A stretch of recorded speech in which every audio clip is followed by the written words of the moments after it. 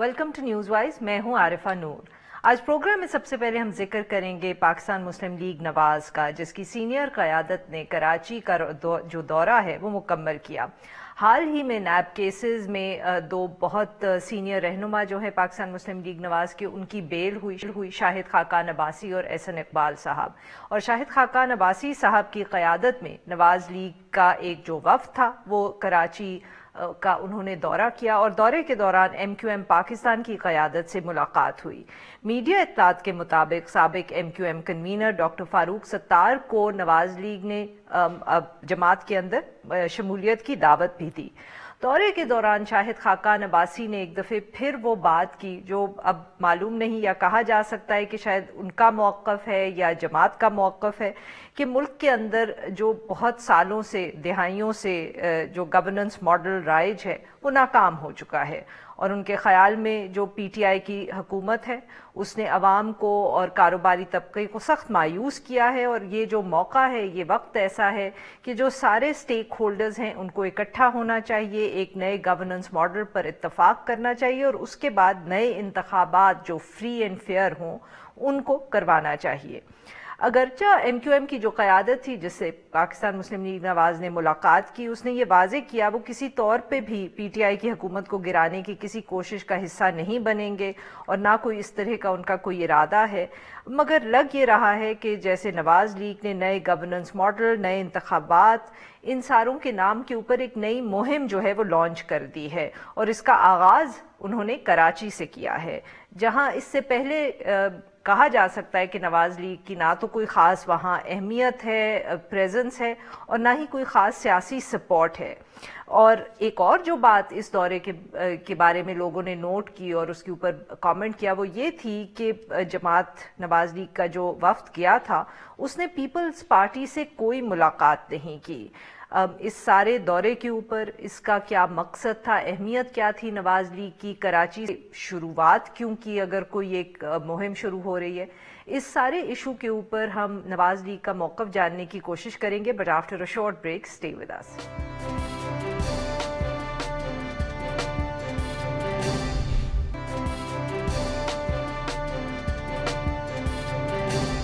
Welcome back नाजरीन। अब हम गुफ्तगू करेंगे डॉक्टर मुसद्दिक मलिक से, सेनेटर हैं पाकिस्तान मुस्लिम लीग नवाज के और सीनियर रहनुमा जमात के। Welcome to the show sir. जी बहुत बहुत शुक्रिया सर। सबसे पहले तो यही बताएं, कल से सिर्फ एक ही बात हो रही है, सब सहाफ़ी डिस्कस करें आपस में कि पाकिस्तान मुस्लिम लीग नवाज की इतनी अरसे के बाद सीनियर रहनुमाओं की इतनी बड़ी पॉलिटिकल एक्टिविटी, और सीधा कराची पहुंच गए आप लोग। अब्बासी साहब ने तो अभी तक अपने लाहौर के हल्के का दौरा नहीं किया, कराची आप लोग क्या करने पहुंच गए? अभी कराची नहीं जाते तो आप गिला करती कि आप तो सिर्फ पंजाबी जाते हैं। सर वो तो हम गिला करते ही सही, बट वो तो आप तनकीद इतने सालों से सुन रहे हैं, मगर उससे पहले तो आप कभी इस तरह कराची इतना बड़ा वफ्द लेके नहीं गए। जैसी अजीब बात, आपकी बात मानी तो आप नाराज हो गई। नहीं सर, नाराज क्या, हम सहाफी हैं, हमारा काम है तनकीद करना। तो आप नहीं जाते पंजाब से बाहर तो हम शिकायत करेंगे, जाएंगे तो हम पूछेंगे चक्कर क्या है, मामला क्या है। नहीं, वो एक अजीब सी, वो शायद गालिबन हमारे मुल्क की सियासत का खासा है और शायद वो मीडिया में भी आ चुका है कि आप कुछ भी करें तो उसका मस्बत पहलू जो है वो सामने उजागर करना मुश्किल होता है और मनफी पहलू जो है वो सामने आ जाते हैं। कराची इस मुल्क का सबसे बड़ा शहर है और इस मुल्क की शाहरग है हर लिहाज से, मुआशी तौर पर तो हर सूरत शाहरग है। और वहां से ये जो यहाँ पे तंजीम नौ का सिलसिला चल रहा था कराची की, उसको मुकम्मल करने के लिए वो दरमियान में रुक गया था, क्योंकि शायद खाकान अब्बासी साहब को, आपको मालूम है, जिस किस्म का मुकदमा उनके ऊपर डाल के उनको कैद किया गया और फिर एहसन इकबाल साहब को इस पादाश में कैद कर लिया गया कि उन्होंने एक प्रोजेक्ट मुकम्मल क्यों किया और कोई और कर सकता था, आपने क्यों किया। इस तरह के मुकदमा डाल के तो हमारी वो तंजीम और जो एक स्टार्ट हम लेना चाह रहे थे उसको डिले किया गया। तो अब वो दोनों जेल से वापस आए तो हमने सोचा कि जहाँ पे सिलसिला छोड़ा था वहीं से शुरू किया जाए। तो उस तंजीम नौ के सिलसिले में कराची आए और बहुत से जो दोस्त हैं उनसे भी मुलाकात हुई, हलीफ हरीफ सबसे मुलाकात हुई। और सबसे अहम पहलू ये है कि तंजीम की कई मीटिंग हुई جس میں بہت سی چیزیں سامنے لائی گئیں کہ کس طرح سے اس کو نئے سرے سے آرگنائز کر کے آگے بڑھانا ہے کراچی کو، سندھ کو، اور کراچی نہیں تھا، اس میں بہت سے سندھ کے پہلو بھی جو ہے سامنے آئے. یہ وجہ تھی جس وجہ سے یہ بات کراچی سے شروع ہوئی، مگر یہ کراچی تک یا سندھ تک محدود نہیں رہے گی.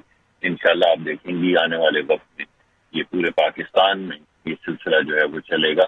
آپ کو یاد ہوگا کہ جانے سے پہلے، قید ہونے سے پہلے مختلف جگہوں کے اوپر تنظیمی میٹنگ ہو رہی تھی، جلسے ہو رہے تھے، اور ہمیں تو ایسا ہی اس وقت لگا کہ اس کی پاداش میں فوری طور پہ ان دونوں کو اریسٹ کر لیا گیا تھا کہ یہ کیا کرتے پھر رہے ہیں پورے ملک میں. صحیح. اسی سلسلے کو آگے بڑھا رہے ہیں. تو سر میٹنگ جیسے آپ نے کہا کہ پرائمریلی مقصد جو تھا وہ پارٹی کی تنظیم اور آرگنائزیشن کے حوالے سے، پر خاص طور پہ آپ لوگ گئے اور آپ لوگوں نے ایم کیو ایم سے ملاقات کی، ایم کیو ایم کی جماعت سے آپ نے الگ ملاقات کی، فاروق ستار صاحب سے الگ ملاقات ہوئی. اس کی کوئی خاص وجہ؟ وہ حکومت کے الائز بھی ہیں، ان کی کوئی تھوڑی ناراضی بھی چل رہی ہے آج کل حکومت سے، کوئی خاص وجہ ایم کیو ایم سے اس طرح ملاقات کرنے کی؟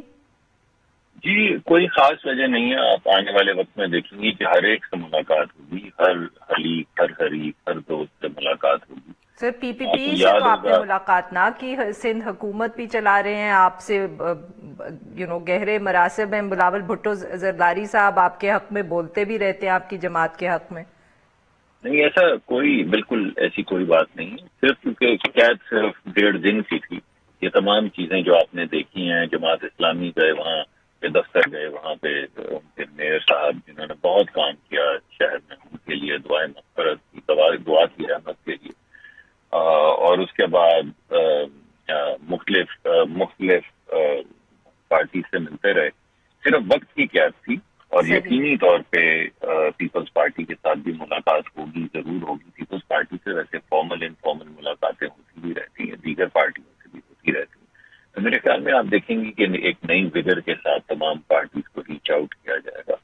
آپ کو یاد ہوگا کہ ایک زمانے میں ہم بات کیا کرتے تھے گرینڈ ڈائیلاگ کا. کہ وہ ابتدا ہے اس گرینڈ ڈائیلاگ کی، جس میں نئے کانٹریکٹ کی، نئے سوشل کانٹریکٹ کی بات ہو رہی ہے کہ اگر ہم نے یہ ملک چلانا ہے تو وہ طریقہ کار کیا ہوگا جس سے یہ ملک آگے بڑھے گا. تو سر آپ بیسکلی پھر وہی عباسی صاحب والی بات کریں کہ جو عباسی صاحب کافی عرصے سے بات کرتے رہتے ہیں کہ یہ سب سٹیک ہولڈرز کو اکٹھے بیٹھنا چاہیے، وے فارورڈ ہونا چاہیے، چاہے اکانومی ہے یا سیاست ہے. تو آپ کہہ رہے ہیں کہ یہ اب صرف عباسی صاحب کا موقف نہیں ہے، یہ جماعت کا موقف ہے؟ دیکھیے، اگر آپ کو یاد ہو تو سب سے پہلے گرینڈ ڈائیلاگ کی بات جو ہے وہ نواز شریف صاحب نے کی تھی. آپ کو یاد ہے جیسے جب انہیں معزول کیا گیا، ان کا مقدمات دائر کیے گئے، تو اس زمانے میں انہوں نے یہ ذکر کیا تھا، بارہا کیا تھا کہ گرینڈ ڈائیلاگ ہونا چاہیے. ٹروتھ اور ریکنسیلیشن کی بھی انہوں نے بات کی تھی، اور انہوں نے گرینڈ ڈائیلاگ کی بھی بات کی تھی. اور اس کے پیچھے بات یہی تھی کہ ہمارے پاس ایک آئین ہے، اس کی عملداری اگر نہیں ہوتی، اس میں جھول رہ جاتے ہیں، تو 70 سال کے بعد ہمیں پتہ چل جانا چاہیے کہ یہ بات صحیح نہیں چل رہی. کہ ہمارا گورننس فریم ورک ہے، اس سے ہر چیز ہماری کمزور ہو رہی، ہماری معیشت کمزور ہو رہی ہے، ہماری دفاعی اخراجات جو ہیں، ایک دفعہ آپ دیکھیں گی جب بجٹ آئے گا تو ان کو بھی دھچکا پچھلی دفعہ بھی لگا، اس مرتبہ بھی لگے گا. ہماری جو تعلیمی نظام ہے اس کے اندر ہماری انویسٹمنٹ کم ہوتی جا رہی ہیں، ہمارا جو صحت کا نظام ہے وہ فریکچر ہوتا جا رہا ہے، دھوپ ننگ پھیل رہی ہے، لوگ رو رہے ہیں. ہم لوگوں سے باتیں کرتے ہیں، لوگ آنسوؤں سے روتے ہیں.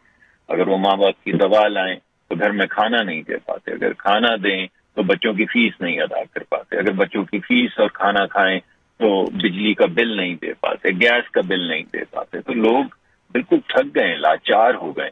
تو میں یہ سمجھتا ہوں، وہ انگریزی میں کہتے ہیں کہ the definition of insanity is to do the same thing and expect a different result. تو اس وقت بات یہ ہے کہ 70 سال سے ہم ایک طریقہ کار سے چل رہے ہیں، اور ہر مرتبہ ہمارے گمان میں یہی بات آتی ہے کہ یہی طریقہ کار اگر افضل طریقے سے دوبارہ کیا جائے، بہتر طریقے سے کیا جائے، تو شاید بہتری کی طرف ہم چلے جائیں. یہ تو دیوانگی ہے. اگر آپ ایک چیز کر رہے ہیں اور 70 سال سے وہ کام نہیں کر رہی، تو آپ کے گمان میں کبھی تو یہ بات آنی چاہیے کہ ہو سکتا ہے یہ طریقہ کار صحیح نہ ہو. تو ڈاکٹر صاحب کیا اب ہم یہ ازیوم کر سکتے ہیں کہ اگر اب کوئی ایسا موقع بھی آیا کہ امیڈیٹلی سنیپ الیکشنز کال کر دیے جائیں یا کوئی ان ہاؤس چینج کا موقع ہو تو پاکستان مسلم لیگ نواز بالکل اس طرف نہیں قدم بڑھائے گی؟ آپ لوگوں کا اب یہ اسٹیٹڈ سٹینڈ ہے، پرنسپل سٹینڈ ہے کہ پہلے ایک ڈائیلاگ ہوگا، کوئی سٹرکچر میں تبدیلی آئے گی اور اس کے بعد الیکشنز ہوں گے؟ میں یہ اس لیے پوچھ رہی ہوں سر کیونکہ کچھ آپ کے جو سینئر لیڈرز تھے وہ پیچھے ان ہاؤس چینج کی بھی بات کرتے رہے، پھر کوئی اس طرح کی بھی افواہیں تھیں کہ جی بس اب یا پنجاب میں تبدیلی آئی یا سینٹر میں یا فریش الیکشنز فوراً ہو جائیں گے اور P M L N power میں آ رہی ہے. تو آپ تو جو بات کر رہے ہیں وہ تو ایک بہت لمبا پروسیس ہے. دیکھیے بات یہ ہے کہ چھوٹا پروسیس، کوئی بھی انجینئر پروسیس جو ہے وہ کام نہیں کر رہا. یہی ہم بار بار کہہ رہے ہیں کہ بھائی یہ کام نہیں کر رہا. پارٹی کی جو ٹاپ لیڈرشپ ہے وہ بیٹھ کے کوئی فارمل تو فیصلہ کرے گی، اور آپ کو پتہ ہے کہ جن چیزوں کی آئین اور قانون گنجائش رکھتا ہو وہ چیزیں آئینی اور قانونی طور پہ ہو سکتی ہیں. مگر ہم یہ کہہ رہے ہیں کہ وہ چیزیں علاج نہیں ہیں. ہو سکتی ہیں اس میں غالباً اگر ان ہاؤس چینج ہوتی ہے ووٹ آف نو کانفیڈنس کے ذریعے تو اس میں کوئی غیر آئینی چیز نہیں ہے.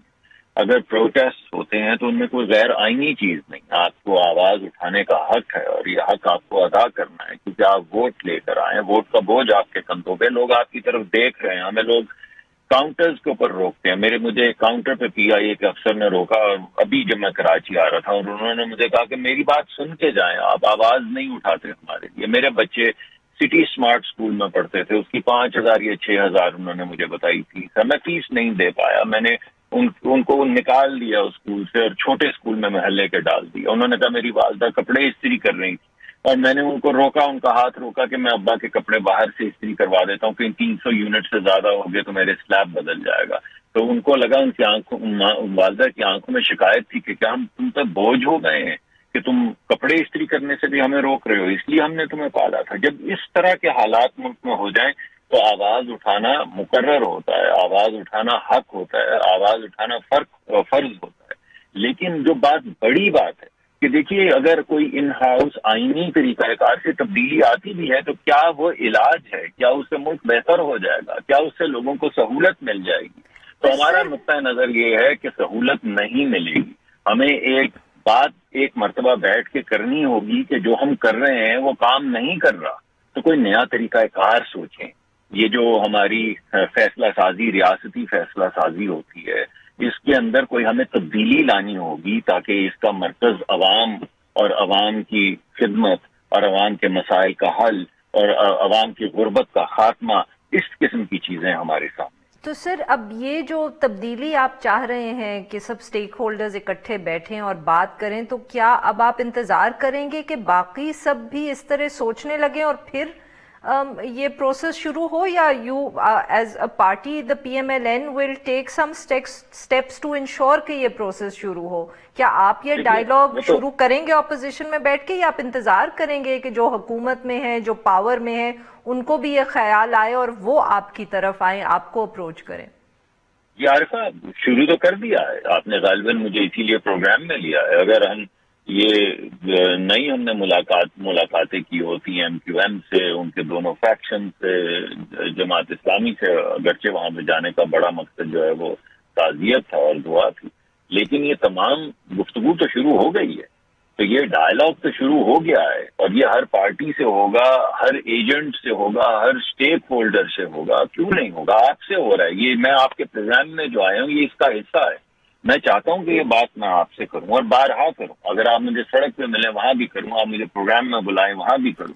یہ بات زبان زد عام ہونی چاہیے. ہر ایک کا ملک ہے یہ، تو ہر ایک کا حصہ ہے اور ہر ایک کا فرض ہے، تو ہر ایک کو بات. اصل میں بات یہ ہے کہ جو اس وقت جب بھی ہمارے ملک میں جو اپوزیشن میں ہوتے ہیں وہ تو اس طرح کی گفتگو کرنے کو تیار ہوتے ہیں. مسئلہ یہ ہوتا ہے کہ جو پاور میں ہے، چاہے وہ جماعت ہو کوئی پولیٹیکل یا باقی سٹیک ہولڈرز ہو، وہ کبھی انٹرسٹڈ نہیں ہوتے اس ڈائیلاگ میں، اور ان کی موجودگی کے بغیر یہ ڈائیلاگ کہیں پہنچے گا نہیں. That is the issue.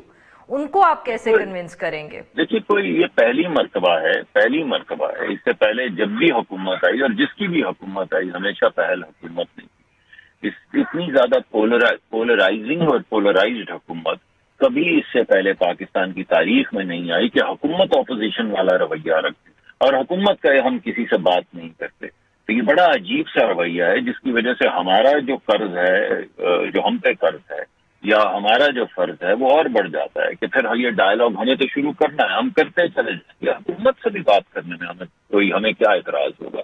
اگر کوئی واقعی سمجھتے ہیں کہ اس ملک کو بہتر ہونا سر، آپ چاہیے کے تو ہمارا اعتراض کی مرکز بات تو نہیں ہے، عوامی ان کی بہتری. اگریمنٹ کی بات ہے. دیر از اے ڈفرنس وہ بٹوین دا ٹو. نہیں، وہ آپ کی بات ٹھیک ہے، لیکن آپ اگر یہ ہمارے پاس اگر 40-50% یا 70% ہم تمام اپوزیشن والے جو ہیں ہمارے پاس اگر کوئی طاقت ہے تو ہم اس وجہ سے کہ 20-30% طاقت کسی اور کے پاس ہے اس جگہ پہ جہاں پہ کوئی اثر ہو سکتا ہے، کوئی امپیکٹ ہو سکتا ہے، ہم نہ کریں. یہ تو ناانصافی ہوگی.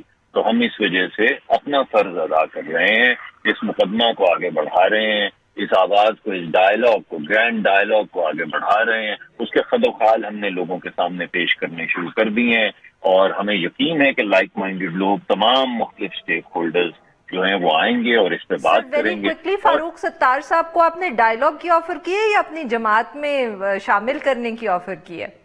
نہیں، ہماری کسی قسم کی، یعنی وہ جو آپ نے ابتدائیے میں تھوڑی گفتگو کی، میں بالکل آپ کی بات سے اگری کرتا ہوں. ہم نے تو یہ بات ہی نہیں کی کہ حکومت کو، وہ جو وہاں پہ گفتگو کی ہوئی وہ ایک صحافی کے سوال کا جواب دے رہی تھی MQM، اور اس سوال کے جواب میں انہوں نے کہا کہ ان نے ہم سے کوئی گفتگو نہیں کی، وہ کچھ نہیں کہا ہمیں کہ آپ حکومت کو الٹائیں، آپ حکومت سے علیحدہ ہوں، حکومت کو توڑیں جوڑیں ساتھ چلیں. یہ تو ہماری غرض ہی نہیں تھی. اس وجہ سے تو ہم گئے ہی نہیں تھے. وہ تو جو ووٹ آف نو کانفیڈنس کسی کو کرنا ہوگا تو وہ کریں گے، آئینی طریقے سے کریں گے، ہم اس کو فیصلہ کریں گے کہ ہمیں کیا کرنا ہے. لیکن ہمیں معلوم پڑ گیا ہے کہ یہ سولوشن نہیں ہے، یہ پرابلم نہیں ہے، یہ سولوشن نہیں ہے. اس وجہ سے لارجر پرابلم جس کی وجہ سے لوگوں کی غربت ختم نہیں ہوتی، جس کی وجہ سے جس بوجھ تلے لوگ کرش ہوتے جا رہے ہیں، اس پرابلم کو جب تک ہم سالو نہیں کریں گے ہم آگے نہیں بڑھ پائیں گے. تو یہ کسی کو دعوت نہیں دی گئی، نہ کہا گیا جوڑو، نہ کہا گیا توڑو، کہا گیا کہ اس طریقے سے ملک چلے گا نہیں. بیٹھ بالکل کر صحیح. بات کریں وہ کیا طریقہ کار ہے جس کے ذریعے ہم اس ملک کو آگے بڑھا سکتے ہیں، اور اس کو تمام سیاست کا محور مرکز جو ہے وہ عوام، اور اس وقت کے حوالے سے دیکھیں تو عوامی مصائب جو ہیں ان کو فوکس میں لایا جائے. بہت بہت شکریہ سر، آپ نے ہم سے بات کی. Thank you very much. ناظرین، یہاں پہ لیں گے ایک چھوٹا سا بریک کو. جب ہم بریک سے واپس آئیں گے تو ہم بات کریں گے عورت مارچ کی اور ان کا جو چارٹر آف ڈیمانڈ سامنے آیا ہے. اسٹے ود اس.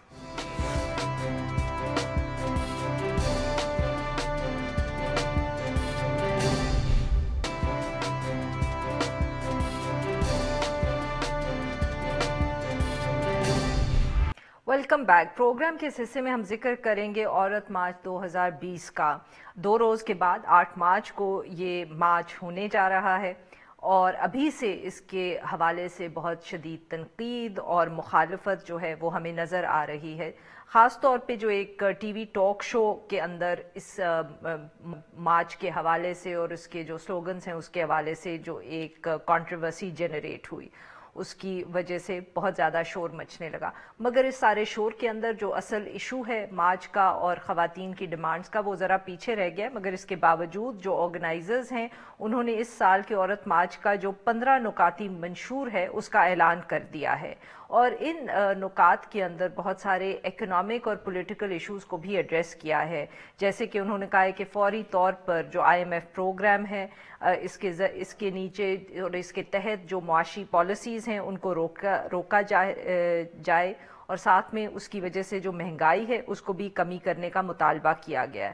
ساتھ ساتھ انہوں نے یہ بھی کہا ہے کہ یہ اس لیے بہت ضروری ہے کیونکہ ان اکنامک پالیسیز سے خاص طور پہ جو خواتین ہیں وہ متاثر ہوتی ہیں. اس کے ساتھ ساتھ یہ بھی مطالبہ کیا گیا ہے کہ خواتین ورکرز کے لیے کم از کم جو ماہانہ ان کی سیلری ہے اس کو 40,000 روپے کرنا چاہیے، اور ان کے خلاف جو ڈسکریمنیشن ہوتی ہے، گھریلو تشدد ہوتا ہے، سیکشول ہراسمنٹ یعنی کہ ہراسانی ہے، اس کے جو قوانین ہیں اس کا بھی اطلاق کی ڈیمانڈ کی گئی ہے. اس حوالے سے گفتگو کرنے کے لیے آج ہمارے ساتھ موجود ہیں ڈاکٹر حائقہ ناصر صاحبہ، ممبر ہیں عورت مارچ آرگنائزنگ کمیٹی کی.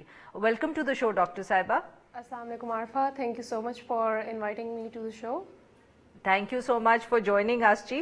डॉक्टर साहबा, ये बताइएगा कि ये जो आपका चार्टर ऑफ डिमांड है, ये किस तरह और कौन इकट्ठा होके इसको किस तरह आप लोग तैयार करते हैं, और क्या ये एक एनुअल इवेंट है कि मार्च से पहले हमेशा आप इस तरह का जो चार्टर है डिमांड्स का वो सामने रखते हैं? देखिए, जो करंट ऑर्ड मार्च है ये तो 2018 से मतलब इतनी ऑर्गेनाइज्ड होना शुरू हुई है।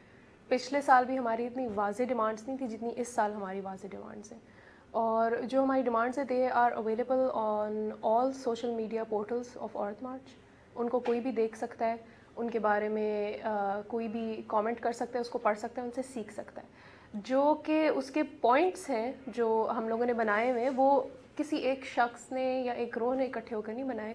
ये सारे इश्यूज़ इस तरह देखे गए हैं कि भाई जो पाकिस्तान के जितने भी पिसे हुए तबके हैं उनको क्या चीज़ें अफेक्ट करें, सही कौन सी चीज़ें जो हमारे लिए वाज़ेह नहीं है, जो दूसरे तबकों के लिए वाज़ेह हैं, और जो हमारे वॉलंटियर्स हैं, जो लोग मिलकर मतलब इन मौज़ों पे बात करते हैं, जो इकट्ठे होकर डिबेट करते हैं, जो बोलते हैं कि भाई हम लोगों के इलाके में हमारे ये मसले मसाइल हैं, इनके बारे में क्यों नहीं बात उठा रहा, इनके बारे में क्यों नहीं कोई बात कर रहा। ये सब चीज़ें हम लोगों ने अपने चार्टर में एड्रेस की हुई हैं। जी डॉक्टर साहिबा, तो ये कुछ हमें तफसील अब शेयर करें, कुछ जैसे कि एक दो डिमांड्स का तो मैंने जिक्र किया अपना इंट्रो के अंदर, बट आप भी हमारे साथ शेयर करें कोई तफसीलात, आपकी डिमांड्स क्या है और कौन कौन सी आपने डाली हुई हैं। तो जैसे हमारी पहली डिमांड जो आप कह रही थी कि IMF स्पॉन्सर्ड इकोनॉमिक पॉलिसी से रिलेटेड है, वो उसका मकसद बेसिकली ये डिफाइन करना है कि जो हम लोगों ने पॉलिसीज़ इन प्लेस है वो बहुत ज़्यादा इन्फ्लेशन में ट्रांसलेट हो रही है, बहुत ज़्यादा महंगाई में ट्रांसलेट हो रही है, जिसकी वजह से जो आप समझ लें कमाने वाले जो वर्किंग क्लास है उनके लिए बहुत ज़्यादा, उनके लिए सर्वाइव करना मुश्किल हो रहा है। इतनी महंगाई में मुझे शायद फ़र्क ना पड़े, आपको कोई फ़र्क ना पड़े, मगर जो पाकिस्तान की आम आवाम है वो तो पिस रही है, ठीक है। और उसी के साथ जो हम लोगों ने मिनिमम वेज की बात की है 40,000 रखने के लिए, वो सिर्फ ख़वातीन के लिए नहीं, सिर्फ वर्किंग क्लास विमेन के लिए नहीं, वो सब के लिए रखी हुई है। इस वक्त आई थिंक 17,000 है मिनिमम वेज, तो उसके बीच में आप खुद ही सोचें कि क्या स्टैंडर्ड ऑफ लिविंग हो सकता है एक इंसान का। इसके अलावा डॉक्टर साहिबा, इसके अलावा 15 पॉइंट्स हम लोगों ने लिखवाए हुए हैं, ठीक है। उसके अलावा हम लोगों ने डिस्कशन की हुई है कि डिफेमेशन लॉज के बारे में, कि किस तरह उन लॉज में कोई प्रोविज़न नहीं है कि जो सेक्शुअल अब्यूज़ के विक्टिम्स होते हैं, because most of the times ये होता है कि इन क्राइम्स के जो विक्टिम्स होते हैं दे या तो वो रिपोर्ट नहीं करते, या तो वो इतनी देर बाद जाकर रिपोर्ट करते कि कोई फिजिकल या सेक्सुअल एविडेंस रह नहीं जाती कि जो कोर्ट में प्रोवाइड की जा सके। सही। तो even if they do come out, अगर वो किसी ना किसी पॉइंट पे इतना करेज, इतनी वो इकट्ठी करके बोल देंगे हमारे साथ ऐसे हुआ है, तो आप आराम से उनको ना डिफेमेशन लॉ के अंडर आप उनके ऊपर उल्टा केस कर सकते हैं, ठीक है। This is a very specific situation जिसको हम लोगों ने यहाँ पे एड्रेस किया हुआ है, और जिसकी वजह से जो हमारे रिपोर्टेड क्राइम्स और रिपोर्टेड रेप्स और असॉल्ट्स होती हैं वो कम होते जाते हैं। वो मतलब कि लोग करते नहीं क्योंकि उनको पता है कि भाई, उनको इसी बात का डर होता है कि उल्टा हमारे ऊपर केस कर दिया जाएगा, या फिर उल्टा हम लोगों ने ही जलील होना है कोर्ट्स में, हम लोग ही जो है ना क्या नाम है और पिस जाएंगे। तो उसकी वजह से ये होता है कि जो विक्टिम्स होते हैं दे हेसिटेट इन कमिंग फॉरवर्ड, वो आगे नहीं आएंगे। डॉक्टर साहिबा, एक बात बताइएगा, आपकी जो चार्टर ऑफ डिमांड्स है वो तो उसमें जो बहुत ठोस बातें हैं और ज़्यादातर उनका जो ताल्लुक है वो कानून से है या इकोनॉमिक इशू से है, पर जो तनकीद का आप लोगों को सामना करना पड़ता है वो ज़्यादातर शायद जो पिछले साल कुछ प्लैकार्ड्स के ऊपर कुछ लोगों को एतराज़ हुआ या शिकायत हुई, तो इज दिस समथिंग जो आप लोगों को परेशान कर रही है, और is it of concern for the organizers कि ये जो प्लैकार्ड्स हैं लोग लेके आते हैं, ऑब्वियसली सबकी अपनी मर्जी है वो कौन सी बात करना चाहते हैं, किस चीज़ को हाईलाइट करना चाहते हैं, पर बिकॉज उसके ऊपर बहुत शोर मच रहा है, तो इज इट समथिंग जो ऑर्गेनाइजर्स बैठ के उसके बारे में कोई डिबेट या मुबाहिसा कर रहे हैं कि इज दिस समथिंग आप लोगों को जिसके बारे में सोचने की ज़रूरत है? डेफिनेटली जो प्लैकार्ड्स हैं बेसिकली, अब औरत मार्च जो है एक, क्योंकि कोई तंजीम या कोई एक सॉलिड ग्रुप नहीं है, हम कोई पार्टी नहीं है, हम कंट्रोल नहीं कर सकते कि कौन इसका हिस्सा बनना चाहता है, कौन हिस्सा नहीं बनना चाहती। सारी ख़वातीन हैं, सबके हकूक़ हैं और सब अपने हक़ के बारे में बात कर सकते हैं। अगर हम किसी को स्पेसिफिकली कहें कि तुमने ये नहीं लिख कर आना, तो टेक्निकली हम भी फिर वही काम कर रहे हैं जो दूसरे हमारे साथ कर रहे हैं, हम उनके फ्रीडम ऑफ स्पीच पे इम्पेंच कर रहे हैं। मगर इस साल हम लोगों ने बहुत स्पेसिफिकली जो है स्टेटमेंट्स इशू किए हैं, हम लोगों ने अपने सोशल मीडिया पे गाइडलाइंस इशू की हैं कि अगर आप औरत मार्च का पार्ट ले रहे हैं तो अवॉइड करें इस तरह के प्लेकार्ड्स बनाना जिनमें इनडिसेंसी हो, जिनमें बहुत ही ऑब्वियस वल्गैरिटी हो, या फिर जो बहुत इस तरह ऑफेंसिव हो। उसका सबसे बड़ा मसला ये है कि क्योंकि फिर जब पिक्चर्स वायरल होना शुरू होती है प्लेक कार्ड होल्डर्स की, तो आपको आइडिया नहीं है कि इंडिविजुअल बैकलैश कितना मिलता है। मतलब आप बिल्कुल सही। और डॉक्टर साहिबा इसी हवाले से कुछ फोटोशॉप भी हुई जिसकी वजह से खामखा और नाजायज तौर पे आप लोगों पे तनकीद हुई, क्योंकि उस किस्म का कोई प्लेकार्ड था नहीं। तो उसके बारे में आप कुछ कर सकते हैं? हम कुछ भी नहीं कर सकते ऑनेस्टली। हम क्या कर सकते हैं? अब ऑनलाइन प्लेटफॉर्म जो है वो इतना कंट्रोलिंग हो नहीं सकता, कि अगर हम लोग इस चीज़ को इतना वो कर नहीं सकते कि भाई अब हम लोग गिन गिन के चुन चुन कर मीम पेजेस पे जाए और ढूंढे और हम कहें कि भाई ये गलत है, ये फोटोशॉप है, ये नहीं है। जो देखने वाला है, जो कि ऑब्जर्वर है, जो ऑडियंस है, असूलन तौर पे उनका फ़र्ज़ बनता है कि वो अपने आप को एजुकेट करें या वो एक्चुअली रिसर्च करें किसी चीज़ को आगे बढ़ाने से पहले या किसी चीज़ को आगे प्रमोट करने से पहले, राइट? तो हम लोग तो बस यही कर सकते हैं कि हम लोग गाइडलाइंस इशू करें फॉर ऑल द पार्टिसिपेंट्स के you know be aware of all the possible backlash that you might get, कि आप जो भी प्लेकार्ड्स बिल्कुल सही कि जिस चीज़ पे तनकीद होगी आप उसका खुद ख्याल रखें। But at the same time हम सिंगुलर मतलब एक लड़की को या एक बंदे को रोक कर तो नहीं हम कह सकते कि इसको फाड़ दे, इसको हटा दे, क्योंकि वो फिर पुलिसिंग हो जाएगी। फिर फायदा क्या मार्च करने का? बिल्कुल सही। अच्छा, और डॉक्टर साहिबा ये भी बताइएगा कि बहुत ज़्यादा तनकीद तो मैं नहीं कहूँगी मगर सवाल उठाए जा रहे हैं कि आप लोगों की फंडिंग इस मार्च के लिए कहाँ से आ रही है? Would you like to address this also? ये चीज़ मुझे इंतहाई फ़नी लगती है और इसके ऊपर मैं घर पे बैठ के हंस रही थी जब मैंने अजहर सिद्दीकी की पिटीशन के बारे में जब खबर देखी ना कि वो कह रहे फॉरेन फंडेड हमारा एजेंडा है और समथिंग। आप यकीन करें उससे 2 दिन पहले हम लोग जो थे फंड रेजर हमने रखा हुआ था, जिस पे मैं खुद जो हूँ कढ़ाई करती हूँ, ठीक है, मुझे कढ़ाई करने का बहुत शौक है। मैंने छोटे छोटे बैजेस बनाए हुए थे जिन पे औरत मार्च 2020 लिखा हुआ था और हम लोग 300 रुपये के वो बैजेस बेच रहे थे। हमने एक डोनेशन बॉक्स रखा हुआ था। हम लोगों को एक कैफ़े ने जो थे कुकीज़ बनाकर भेजी थी कि आप ये भी सेल करें। एक कैफ़े ने ब्राउनीज़ बनाकर भेजी थी।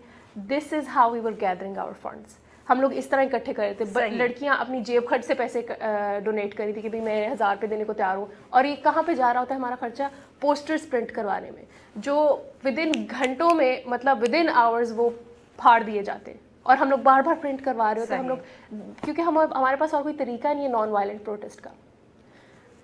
बिल्कुल सही। तो आप ये कह रही हैं कि आपके पास आपकी जो फंडिंग है वो सारी सेल्फ जनरेटेड है, पाकिस्तान के अंदर से है और बाहर से किसी डोनर से कोई पैसे नहीं आ रहे? बाहर से कोई एंटिटी हमें फंड नहीं करी। हमें अगर फंड करे तो हम अपने आप को फंड करें। बहुत बहुत शुक्रिया डॉक्टर साहिबा, आपने हमसे बात की। नाज़रीन, यहाँ पे लेंगे एक छोटा सा ब्रेक और जब हम ब्रेक से वापस आएंगे तो हम एक दफ़े फिर जिक्र करेंगे कराची का, मगर वहाँ जो एक बिल्डिंग गुज़िश्ता रोज़ गिरी और उसके अंदर हलाकतें भी हुई। स्टे विद अस।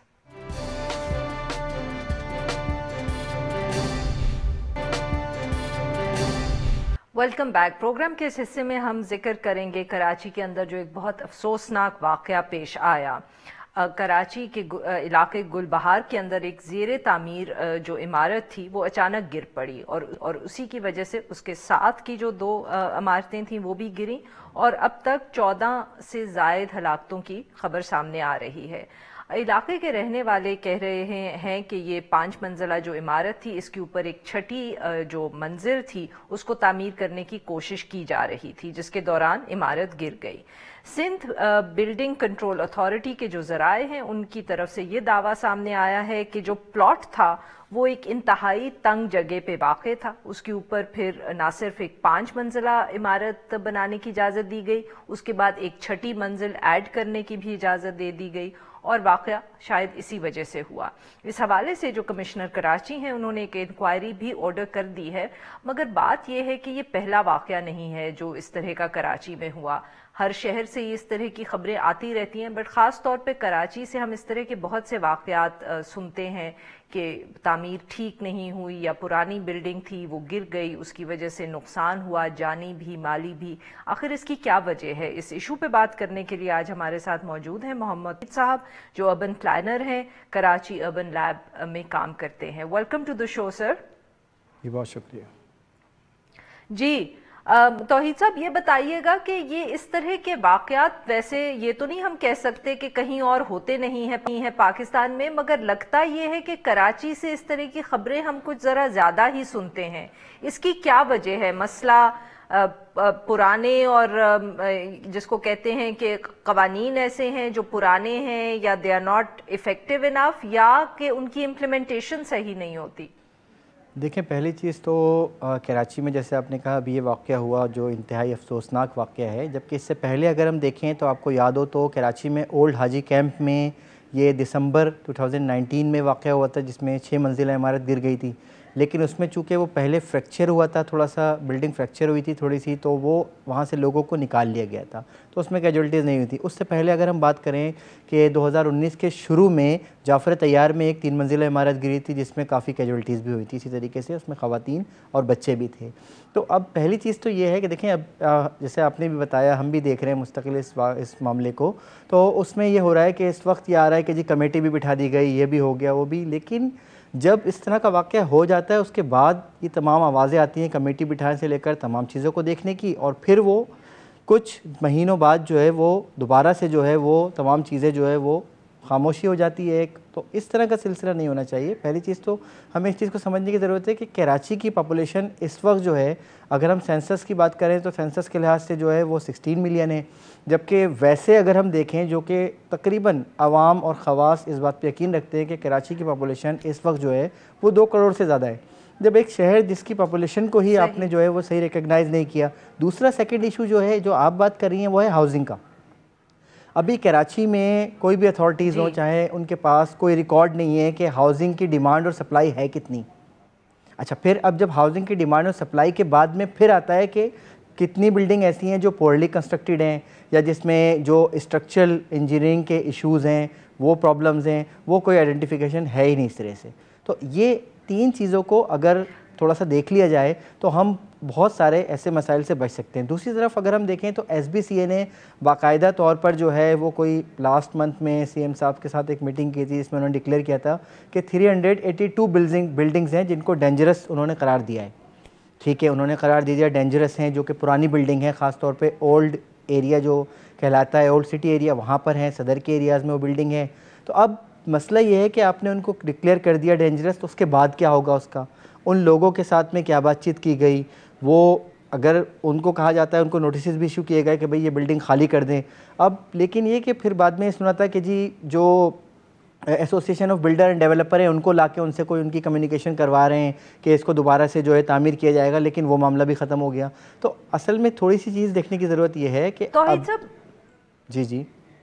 जी ये आप जो बात कर रहे हैं सर, ये तो हम सुनते रहते हैं इस तरह की, बट अब इसका हल जो है वो किस तरह ढूंढें? यही है कि सिंध हुकूमत को ज्यादा विजिलेंट होना चाहिए, या हम ये इस तरह इस बात पे तवज्जो दें कि एक लोकल गवर्नमेंट सिस्टम होना चाहिए, कराची की एक ऑटोनमस जिसको कहते हैं लोकल गवर्नमेंट होनी चाहिए, और उसके पास ये पावर्स होने चाहिए सब कुछ करने के, और जो फ्रैगमेंटेशन है अथॉरिटीज की कराची के अंदर उसको ख़त्म करने की ज़रूरत है। बिल्कुल, ये जो दूसरी आपने बात की इसको आप पहली प्रायोरिटी पे कर लें कि जो आपस में चाहे वो लोकल गवर्नमेंट का प्रोविंशियल गवर्नमेंट से और प्रोविंशियल गवर्नमेंट का फेडरल गवर्नमेंट से जो कम्युनिकेशन गैप है ना, इसको तो ख़त्म करना बहुत ज़रूरी है, क्योंकि जब तक इदारों का आपस में कम्युनिकेशन गैप रहेगा इस तरह के वाक़यात होंगे और फिर वो ब्लेम गेम होती है कि फ़लाँ ने किया फ़लाँ ने किया। दूसरी आपने बात की कि लोकल जो गवर्नमेंट है, बिल्कुल लोकल गवर्नमेंट अगर एम्पावर होगी